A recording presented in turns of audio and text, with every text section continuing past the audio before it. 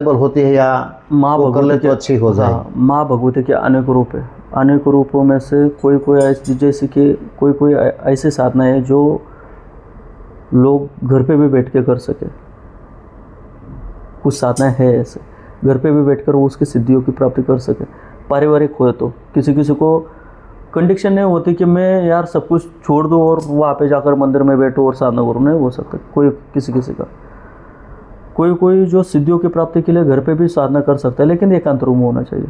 ऐसे भी कुछ साधना है, माँ भगवती की साधना है, माँ काली की माता की साधना है, धन देवताओं की साधना है, जैसे जैसे कि धनलक्ष्मी हो गई, कुछ यक्ष हो गए, उनकी भी साधना है कि जो घर पे बैठ के भी कुछ मिले, सिद्धियों की प्राप्ति हो गई। और कोई जो उग्र साधना होती है, अगर कोई मेरे शिष्य भी रहेगा उग्र साधना करने के रहेगा तो मैं बोलता मेरे सानिध्य में आकर कर, क्योंकि आगे चल के कुछ कांड हो गया तो मैं वहाँ के वहाँ रोक सकूँ, या फिर कुछ भी उसको कंफ्यूजन हुआ तो कम से कम इतना तो लगता है गुरु जी है। हाँ, लेकिन जब साधना होती रहेगी तब मंदिर पे ही छोड़ के जाता मैं भी। मुझे मालूम है इतने टाइम में इसके साधना होने वाली है, क्योंकि मंदिर में साहिब चारों दिशाओं से कवच है, कोई दुष्ट शक्ति तो आ नहीं सकती। ये बोला रहे सिर्फ आएंगे, दगा नहीं करेंगे, इतनी गारंटी मुझे होती है। फिर भी ध्यान तो रहता ही है बच्चों के ऊपर। समझ लो हमने कोई धन प्राप्ति की साधना की और वो सफल हो गई, तो हमें कैसे पता चलेगा? कैसे होता है, जैसे कि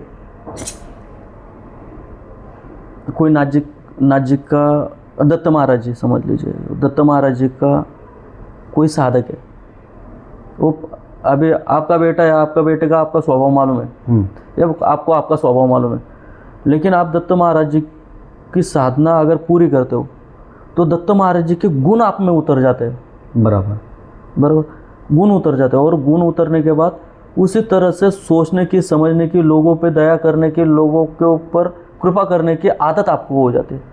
उसी तरह से जैसे कि जो धन के देवता है उनकी अगर कृपा हो जाए तो आप जिधर पे पैर रखोगे किधर ना किधर से तो आएगा ज़रूर, लेकिन जितने आपके औकात है या फिर आपका जितना उन पे विश्वास है उस पे सब खिल चलेगा। बराबर, ऐसी भी बातें होती है। और कोई कोई लोग तो ऐसे भी है, धन के लालच में कुछ बुरी शक्तियों का भी इस्तेमाल करते हैं, जैसे कि कभी जिन हो गया और बहुत सारे, लेकिन उनके गुण कैसे रहते। कोई कोई जो व्यक्ति रहते हैं, अभी मैं मेरी बात बोलता हूँ, पहले बहुत सारे संत भी देखे जो छोटी बच्ची हो, औरत हो, तो वो उनको माँ के समान ही देखते, उनकी नज़र ही माँ के समान होती है। उनकी जो बच्ची भी रहेगी तो वो भी माँ है, युवा अवस्था में वो होगी तो वो भी माँ है, और बूढ़ी भी रहेगी वो भी माँ है अपनी। बराबर, क्योंकि माँ भगवती का अंश उसमें देखते। ये गुण किसके हैं? माँ भगवती के गुण है, माँ भगवती के बच्चे के गुण है। मैं माँ भगवती को मानता हूँ, वो मेरे माँ है, लेकिन उनके बच्चे के गुण मुझ में। बराबर, दत्त महाराज जी की सेवा करोगे, सिद्धि प्राप्त करोगे, दत्त महाराज जी के गुण आप में उतर जाएंगे। दत्त महाराज जी का भी क्या ना क्या है, जैसे कि उनके भी शिष्य है, किसी भी दरवाजे में खड़े रहते थे नाथ जी, भिक्षाम देही माई। हाँ, अलग निरंजन भिक्षाम देही माई। बराबर, क्या आता था? माई आता था। माई आता था। बराबर, क्योंकि वो जो गुण है वो उनके, अगर कोई गंदी शक्तियों का इस्तेमाल करता है तो उनको गंदी शक्तियों को क्या लगता है, उनकी हवस ही रहती है भरी हुई। बराबर, वो लोगों की सहायता करेंगे, लेकिन उसमें आप पहले अपने हवस देखिए, वो शारीरिक भूख की भी हो सकती है। हर स्त्री में उनको हवस ही दिखेगी। ऐसे बहुत सारे तांत्रिक भी है, मैंने भी देखे हुए हैं बहुत सारे तांत्रिक, उनको हवस ही दिखती, बाकी कुछ नहीं दिखता। और कोई भी बड़ा साधक या भी कोई भी, ये देखो प्रकृति का नियम है, परमेश्वर का भी नियम है। अगर कोई दैत्य दानव ने भी या फिर कोई भी दानव ने अगर तब साधना करके परमेश्वर को परम प्रसन्न किया, ब्रह्मा जी को प्रसन्न किया या विष्णु जी को प्रसन्न किया या शिव जी को प्रसन्न करके वरदान भी प्राप्त कर लिया, अगर वो शक्ति का उपयोग धर्म के विरुद्ध करने जाए तो उनका वध भी उनके ही हाथों से हुआ था। लेकिन धर्म का ये कौन से जाल में फंसते थे? पहली बात तो धन या सत्ता, और दूसरी बात स्त्री। ये दो ही चीज़ें होती थी, ज़्यादा कुछ नहीं होता था। बराबर, एक स्त्री के कुछ तो कोई तो देवी के पीछे पड़ेगा या फिर किसी के तो पीछे पड़ेगा और मारा जाएगा, या फिर पैसों के, या फिर पूरा ब्रह्मांड मुझे चाहिए, मुझे परमेश्वरी बनना है इस आशा में, वो मारा जाएगा। उसी तरह से अभी का भी वही है। अगर आप सिद्धि प्राप्ति कर कितनी भी कर लो, वो सिद्धियाँ या शक्तियाँ आपसे छुटकारा पाने के लिए कभी कभी अगर आप का दिमाग संतुलित नहीं है या फिर आप उसका गलत उपयोग करने की कोशिश कर रहे हैं या फिर वो उसका उपयोग लोगों के अहित के लिए कर रहे, तो वो शक्ति भी आपको घुमाएगी। आपकी सिद्धि आपको ऐसे जाल में फंसाएगी कि आप पूरी तरह से तहस नहस हो जाए। जैसे मैंने आपको बोला, दैत्यों ने भी वरदान ले लिया लेकिन फंस तो गए। जैसे कि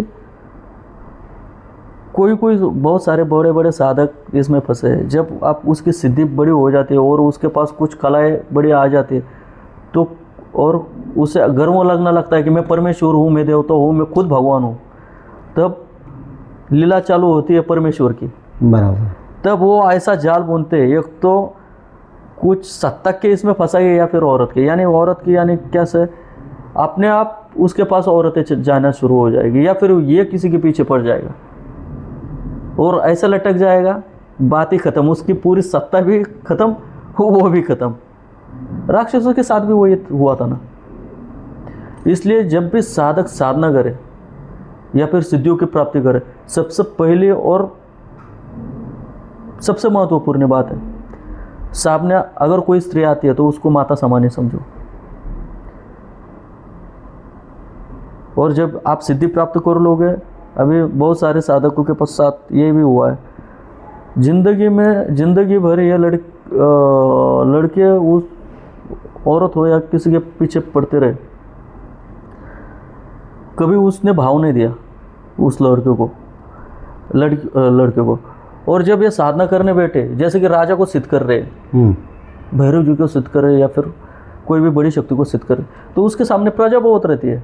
हाँ। भूत रहते, प्रेत रहते, दैत्य रहते, दानव रहते, कोई भी रहते, तो उनको पता चलता है अगर इसने इस शक्ति को हमारे राजा को अगर सिद्ध कर लिया तो कल हमें भी झुका सकता है ये। बराबर।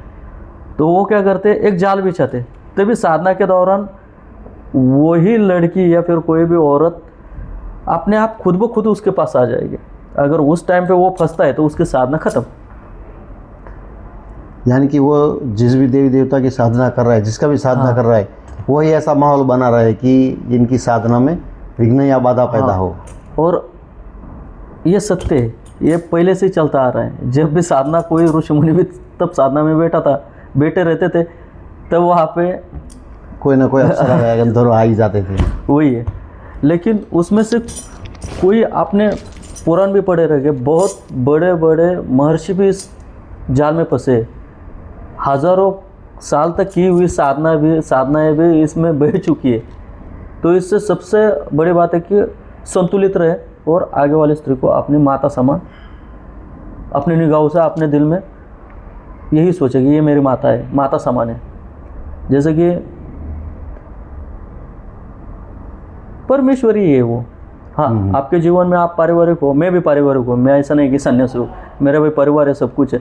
लेकिन इसलिए मैं मेरा खुद को कभी संत नहीं बोलता, क्योंकि मैंने त्यागा है, बहुत सारा कुछ त्यागा है, लेकिन मैं मेरे अभी भी परिवार के साथ हूँ। और जब जो परिवार होता है, जब परिवार में समझ लो कि अगर किसी के पास सिद्धि है और सिद्धि उसको कंफ्यूज कर रही है और इसके दिल में आ गया तो ये मुझे चाहिए, तो वो शक्ति अपने आप आकर ला के देगी उसको। लेकिन जो पाप हो रहा है, शक्ति आपने ऊपर नहीं लेगी कि ये पाप मेरे ऊपर दे। जो भी पुण्य करोगे वो भी आपको ही मिलेगा, जो भी पाप करोगे वो भी भुगतने के लिए आपके पास से आने वाला है। सामान्य इंसान को क्या करना चाहिए? मेरा समझ लो अभी एक सामान्य इंसान है जो साधना नहीं कर सकता है, और हर एक इंसान चाहता है कि हम सुखी हो, निरोगी रहे, सुखी रहे, कुछ अच्छी इनकम आती रहे और अपने बच्चे भी किसी को कोई बुरी साया ना पड़े। तो ऐसा तो हर एक चाहता है, लेकिन उसके लिए क्या कोई ऐसा विधान है, क्या ऐसा कोई जाप है कि हर रोज एकादा कोई माला कर ले, या ऐसा कोई छोटा सा कोई उपाय करके रखे क्या? मेरा तो कहना ये कि है, उपाय तो हज़ारों होते हैं, लेकिन मंत्र भी हज़ारों है, लेकिन जब भी आप, पहली बात तो आप बिजनेस लाइन में हो, कोई भी हो, आपको साधना करनी हो नहीं करनी हो, आप गुरु जरूर बनाएं, क्योंकि गुरु ही आपको जीवन की सही दिशा देगा। वो एक मंत्र देगा, एक अक्षर का भी हो, वो आपके जीवन का उद्धार हो सकता है। ऐसा नहीं है कि ये जो धार्मिक संप्रदाय से हो, कोई भी जो आपको लगता है ये मेरा गुरु बन सकते, तो उसके पास से जाने का, प्रार्थना करने का और गुरु पूजन करके गुरु स्वीकार करने का, उसके पास से मंत्र लेने का, बस बात खत्म। उससे बहुत सारे कुछ हो जाते हैं। और दूसरी बात जो आपने ये बोला, जो रुद्राक्ष के जो कवच बनाए वो भी ये काम करते हैं, जिसको पूजा नहीं करनी है नहीं करते, बहुत सारे लोग नहीं करते। सुबह 5 बजे उठते, रात को 12 बजे आते, पूजा क्या करेगा वो? बराबर है, ऐसे भी लोग हैं। तो उनके लिए जो रुद्र श्री महाकाली तांत्रिक शक्तिपीठ से बने हुए श्री महाकाल तांत्रिक रुद्राक्ष हो गया, रुद्राक्ष कवच, श्री कार्तिकेय तांत्रिक रुद्राक्ष कवच और श्री ब्रह्मदेवता तांत्रिक रुद्राक्ष कवच, ये सबसे बेस्ट है ऑप्शन के लिए। और ज़्यादा से ज़्यादा जिनको अगर फिर भी पूजा करनी है तो नमन मंत्र को ज़्यादा से ज़्यादा जाप करें। नमन मंत्र जिसमें स्वाहा होगा नहीं करें, नमन, जैसे कि हम बोलते हैं ओम श्री गणेशाय नमः या फिर ओम नमो नारायण। हाँ, अगर घर जैसे कि कोई वैष्णव संप्रदाय से, अभी ये कलयुग चालू है, वहाँ पे शांत है, देखो शिव जी भी शांत है, उनके हजारों सैकड़ों रूप, बहुत सारे रूप, उग्र भी है। बराबर। ओम नमः शिवाय पढ़कर अगर महाकाल को भी प्रार्थना करोगे तो महाकाल रूप में वो सिद्धि या फिर शक्ति आपके साथ रहेगी। जो वैष्णव पंथ से जो व्यक्ति है या फिर जो लड़कियां है, वो भी अगर जाप करती रहेगी, ओम नमो नारायण या फिर गुरु मार्ग से दिया गया हुआ मंत्र भी कोई भी होगा उनके पास नारायण जी का, तो भी मेरा तो कहना है कि एक तो नारायण तो सौम्य जो रूप दिखाई देते हैं वो भी नारायण है, नरसिंह भगवान भी नारायण ही है, वराह भैरव भी नारायण ही है। तो स्मरण करते समय वराह भैरव या नरसिंह देवताओं का स्मरण करते जाए। बराबर। क्योंकि जप का एक महत्वपूर्ण नियम है, जिस रूप में चाहोगे उस रूप में पाओगे। बराबर। तो जो लड़कियां अगर करती रहेगी, पूजा करती रहेगी या फिर मंत्र जाप करते रहेगी, स्मरण वराह भैरव का कीजिए, इससे आपका जो ऑरा रहेगा, जो ताकत रहेगी वो बहुत बड़ी बन जाएगी, जिससे जो दुष्ट लोग हो गए उनसे बहुत सारी आपकी रक्षा हो सकती है। पर्टिकुलर ऐसा कोई मंत्र सही है क्या प्रभु, जो लेडीज़ वो मंत्र को स्पेशल, वारा भगवान का वो मंत्र कोई हो ऐसा छोटा सा कि जिसका जप कर सकते? सुनिए, मेरे बात का कहना सुनिए आप पहले। मेरा कहना क्या है, हर संप्रदाय में गुरु होना जरूरी है। बराबर है। आप गुरु के पास से ले लो वो मंत्र, लगा तो आपके पास नहीं होगा तो कोई मंत्र ले लो बुक में से, या फिर उनको बोलो गुरुजी मुझे ये मंत्र करना है, सिर्फ आपके मुख से मुझे बता दीजिए, फिर भी चलता है। ऐसा नहीं है कि उनका, हाँ, लेकिन नियम क्या बोलता है, कम से कम उस देवताओं की गुरु के ऊपर कृपा हो। बराबर। वैसे भी चलता है। लेकिन अगर आपको नहीं होता है, समझ लो कि आपने गुरु को बोला गुरुजी मुझे वराह भैरव का मंत्र चाहिए, अगर गुरु ने बोला ओम भैरवाय नमः, ओम वराह भैरवाय नमः, इतना भी बोल तो भी चलेगा, फिर भी वो उसका काम करेगा। लेकिन ज़्यादा से ज़्यादा अगर वैष्णव संप्रदाय से वो ओम नमो नारायण बोलो या फिर रामकृष्ण हरि बोलो, ये भी मंत्र है। लेकिन जब रामकृष्ण हरि भी बोल रहे हैं, जब हरि का जब टाइम आएगा तो हरि को उग्र रूप में देखो। बराबर। जिस रूप में चाहोगे उस रूप में पाओगे। यानी कि मंत्र जो भी बोल रहे हो, हाँ, उनके साथ जो भी नारायण का नाम ले रहे हो, हाँ, उनके साथ जो स्वरूप का स्मरण करोगे तो उग्र, वही स्वरूप का आपको ज़्यादा से ज़्यादा बेनिफिट या सुरक्षा मिलेगा। क्योंकि मैंने भी बहुत देखा है इसमें कि जो कमज़ोर पड़ता है उस पर ज़्यादा वार होते हैं। अभी का जो ज़माना चालू है उसमें वही है। तो हर घर की जो लक्ष्मी है या फिर हर घर की जो बच्ची, जिसे हम माँ के सामान्य बोलते हैं, उनकी रक्षा हो, इस वजह से हमेशा हम प्रयत्न करते आ रहे हैं और प्रयत्न करते रहेंगे। जितना हो सके उतनी सहायता करने का प्रयास करेंगे। हाँ, जो लड़कियां भी होगी जो तांत्रिक क्षेत्र में जुड़ना चाहती है और उनको लगता है कि गुरुजी से संपर्क करके मैं कुछ सीखना चाहती हूँ, बिंदास आ सकती हो या फिर बात कर सकते हो, मिल सकते हो और मिल के दीक्षा लेकर आप आपकी साधना शुरू कर सकते हो। हाँ, साधना शुरू करने से पहले या फिर दीक्षा देने से पहले कोई भी चार्ज नहीं है। आप निःशुल्क साधना सिखाते हो? हाँ, निःशुल्क, कोई भी चार्ज नहीं है, कोई भी नहीं है। हाँ, जैसे कि मैं हर राज्य में घूमता रहता हूँ, जैसे कि मेरे हर राज्य में सैकड़ों शिष्य, राजस्थान हो या महाराष्ट्र हो और एमपी हो, वहाँ पे भी शिष्य है बहुत सारे, और तेलंगाना उस साइड पे भी बहुत शिष्य, आना जाना चालू ही रहता है। ज़्यादा से ज़्यादा अभी राजस्थान और गुजरात में ज़्यादा से ज़्यादा आना, बीच बीच में ज़्यादा शिष्य ज़्यादा है और एक्टिव भी ज़्यादा है महाराष्ट्र और यहाँ पे, तो ज़्यादा से ज़्यादा आना जाना भी गुजरात में मेरा चालू ही होता है। तो अगर किसी को गुजरात की लड़कियाँ हो या राजस्थान की हो या फिर महाराष्ट्र की हो, जिनको भी ऐसा लगता है लड़की हो लड़के हो, ऐसा कुछ भी नहीं, पुरुष हो, सिर्फ इच्छा होनी चाहिए कि मुझे सीखना है, मुझे सीखना है। मेरा तो कहना है आगे चल के नहीं, आगे के समय में हर घर में हर व्यक्ति के पास एक सिद्धि हो जिससे उसका आने वाला जीवन सुखी हो, उसके आने वाले जीवन में परेशानी ना हो और हमेशा सुरक्षा होती रहे। ये जो सिद्धियाँ होती है ना, सिद्धि भी शक्तिमान जैसे काम ही करती है वो, जैसे कि ये एक प्रकार की ऊर्जा होती है, एक प्रकार की पावर होती है। जैसे कि माँ भगवती है, माँ भगवती की जो साधना करता है, तो साधना करने के बाद उसके ऊपर उसी तरह से जैसे कि माँ की साधना मैंने की तो मेरे ऊपर अगर माँ की कृपा होती है तो माँ के गुण मुझ में उतर जाते हैं। तो माँ के गुण कौन से हैं? वीरता के गुण है। माँ अदृश्य शक्तियों को भी देख सकती है, माँ भूत भविष्य वर्तमान भी जान सकती है, लेकिन बताएगी जितना जितना मुझे ज़रूरत है। बराबर है, समझ में।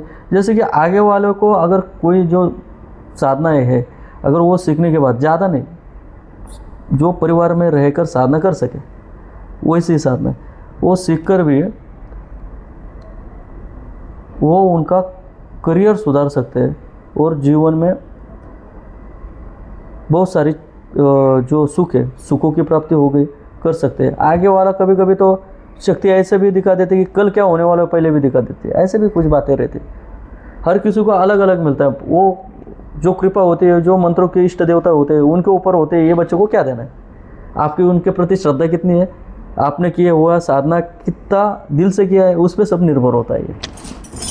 तो मेरे इसकी वजह से इच्छा हर घर में साधना करनी चाहिए, होनी चाहिए। हर व्यक्ति, हिंदू धर्म का हर व्यक्ति के पास कोई ना कोई साधना या शक्ति होनी चाहिए, और ज़्यादा से ज़्यादा बच्चों के पास, वो तो भगवान ही है स्वयं। अभी ज़्यादातर एक मेंटालिटी क्रिएट हो रही है कि कल हमारा क्या होने वाला है। हर कोई यही देख रहा है कि कल का मेरा बेहतर हो, बराबर, कल मैं क्या करूं जिससे मैं सक्सेस हूं, बराबर, आने वाले महीने में, आने वाले साल में मैं ऐसा क्या क्रिएट कर पाऊँ जो आने वाली सिचुएशन को मैं समझ पाऊँ, जिससे मैं अपना जीवन को ट्रांसफ़र कर पाऊँ या प्रगति कर पाऊँ। तो ऐसा कुछ भी क्या है क्या तंत्र में किसी हमें पता चल रहा है कि सुनो, अभी जो मैं साधनाएं देता हूँ ना बच्चों को, 2-3 महत्वपूर्ण साधनाएं होती है उसमें। एक तो पहली बात होती है प्रोटेक्शन, दूसरी बात होती है धन।